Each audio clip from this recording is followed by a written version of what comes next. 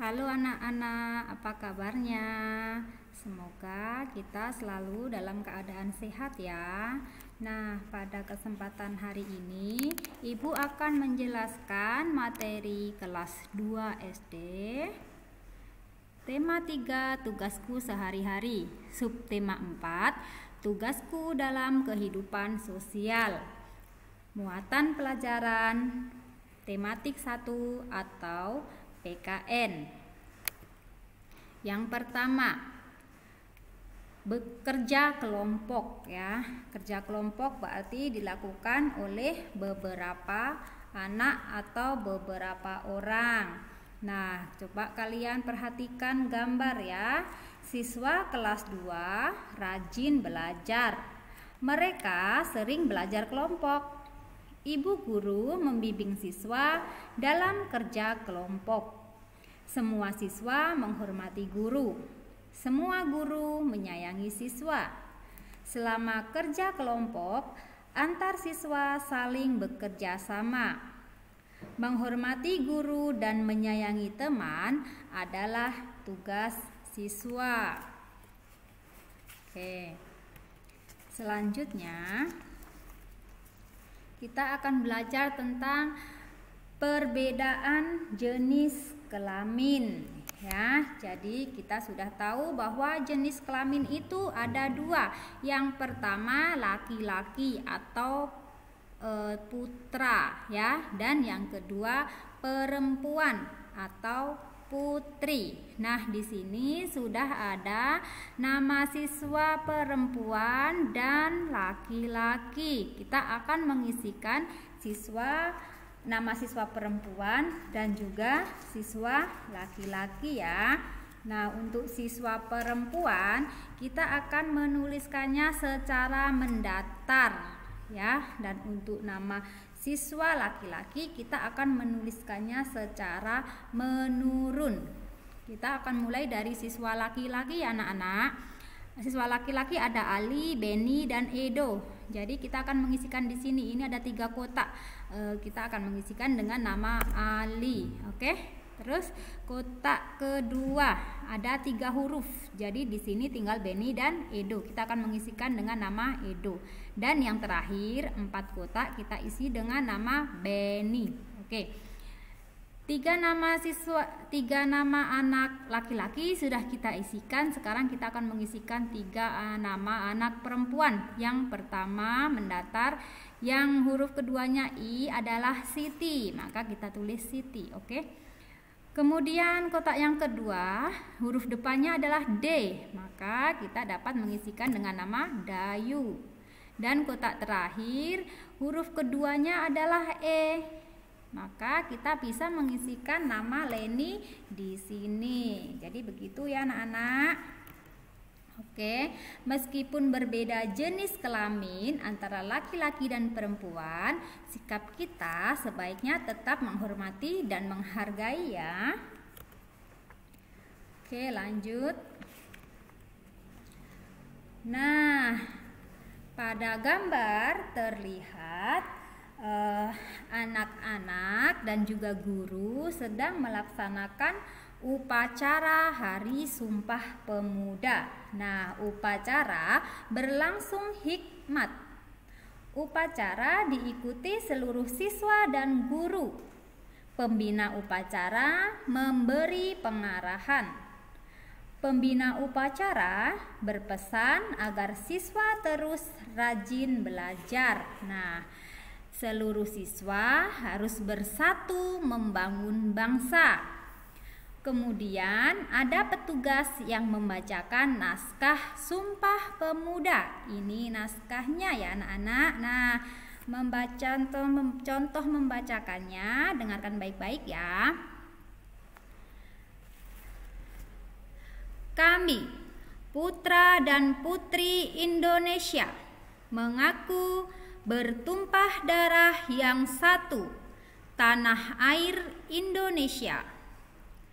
Kami, putra dan putri Indonesia, mengaku berbangsa yang satu, bangsa Indonesia. Kami, putra dan putri Indonesia menjunjung bahasa persatuan, bahasa Indonesia. Nah, anak-anak bisa mencoba membacanya ya di rumah.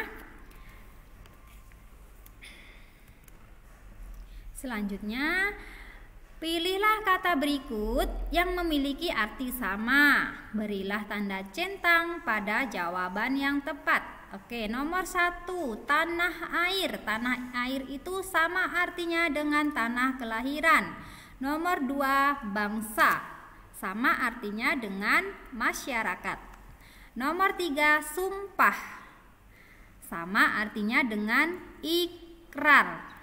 Ya, kalian perhatikan, ikrar, bukan ingkar ya. Kalau ingkar itu artinya tidak melaksanakan, itu ingkar. Oke. Selanjutnya nomor 4, hikmat. Artinya khusyuk atau bersungguh-sungguh. Ya, tidak main-main. Nomor 5, bersatu yang artinya atau sama dengan berkelompok. Oke, kalian ingat-ingat ya anak-anak.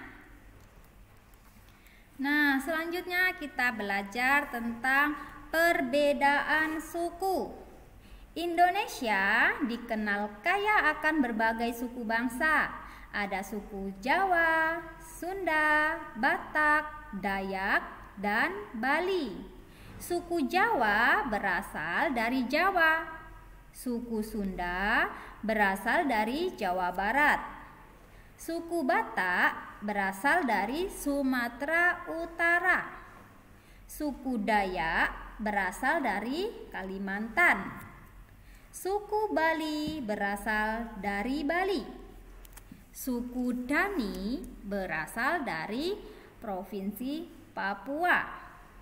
Masih banyak suku-suku lain yang terdapat di Indonesia. Nah, ini ada bacaan ya. Jadi bacaannya adalah bahwa Siti berasal dari Jawa. Maka kita akan memasangkannya ya. Siti berasal dari Jawa, berarti dia dari suku Jawa. Terus Beni berasal dari Sumatera Utara. Nah, tadi kita sudah mendengarkan ya. Sumatera Utara itu berarti suku Batak. Dayu berasal dari Bali. Jadi Bali itu sukunya adalah tetap sama, Bali ya. Kemudian Edo berasal dari Papua. Oke, suku Papua atau bisa juga tadi disebutkan suku Dani ya, sama. Nah, meskipun berbeda suku, kita tetap sebaiknya menghormati dan saling menghargai ya. Oke, selanjutnya mengenal anggota keluarga Siti. Nah, Zahra, nah jadi Zahra ini ya adalah anak dari Pak D. Pak D itu kakak dari ayah, ya. Berarti kakak dari ayah tapi yang laki-laki ya. Zahra masih sekolah di SMP. Paman adalah adik dari ayah. Nah, jadi ini pamannya ya. Kami memanggil Pak Lik. Kalau kalian biasa panggil paman itu susuk begitu ya. Nah, paman baru lulus dari SMA. Oke, lanjut. Nah, kita akan mengenal perbedaan usia ya. Tadi kita sudah membacakan cerita tentang anggota keluarga Siti ya. Di sini ada perbedaan usia. Jadi di sini dijelaskan bahwa usia itu antara 0 sampai 12 tahun dikategorikan sebagai anak-anak. 13 sampai 17 tahun dikategorikan sebagai remaja. Dan usia 18 tahun ke atas itu dikategorikan sebagai dewasa. Oke, jadi anak-anak ibu semuanya, kalian termasuk kategori apa? Anak-anak ya, bener ya, karena usia kalian itu antara ada yang 7, 8 atau 9 tahun ya. Jadi masih di sini anak-anak. Nah, kalau kakak atau koko kalian yang usianya antara 13 sampai 17 tahun bisa disebut sebagai remaja. Nah, untuk ayah, ibu, nenek, atau kakek kalian yang usianya di atas 18 tahun itu adalah dewasa ya. Oke, lanjut. Pasangkan usia dan kelompok yang sesuai. Di sini ada seorang anak laki-laki berusia 6 tahun. Jadi 6 tahun kita lihat di tabel perbedaan kategori usia ya. 6 tahun berarti ke anak-anak. Kemudian ada seorang bapak-bapak usianya 62 tahun berarti adalah dewasa. Yang ketiga ada seorang laki-laki berusia 13 tahun. Jadi 13 tahun adalah remaja.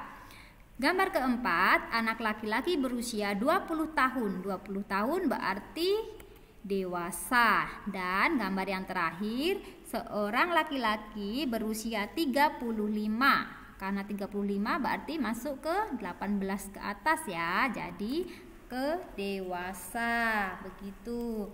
Nah, sikap kita ketika bertemu atau menyapa orang yang berbeda kelompok usia sebaiknya dengan kata-kata yang sopan ya anak-anak. Jadi saat anak-anak bertemu dengan kelompok usia remaja, nah kalian harus menyapanya dengan sopan. Saat bertemu dengan kelompok dewasa, entah itu paman, bibi, atau nenek, kakek juga harus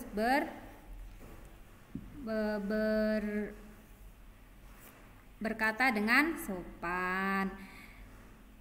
Sama halnya dengan yang misalnya yang remaja. Yang remaja ini di mana di sini? Nah, misalnya anak ini usia 13 tahun bertemu dengan anak yang berusia 6 tahun, anak-anak.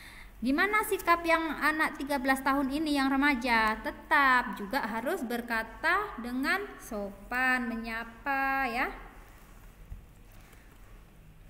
Oke.